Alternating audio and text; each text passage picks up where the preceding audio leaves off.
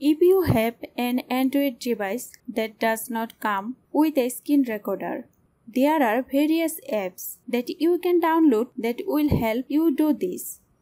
Download the Agent Screen Recorder app from Google Play Store. Agent Screen Recorder, the third-party apps, is a free. You have installed it, then open the app. Follow the on-screen instructions that allow the screen recorder to display over other apps. Icons will appear on your screen. One red icon. Tap the red icon and click to dial box Allow. Then press Start Now. You are now recording your screen.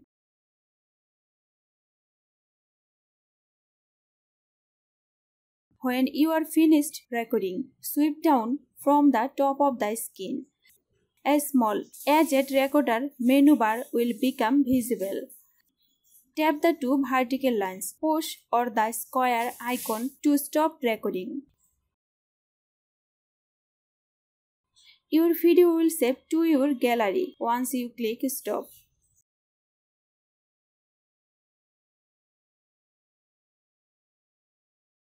So guys, you are easily to record the screen on your mobile.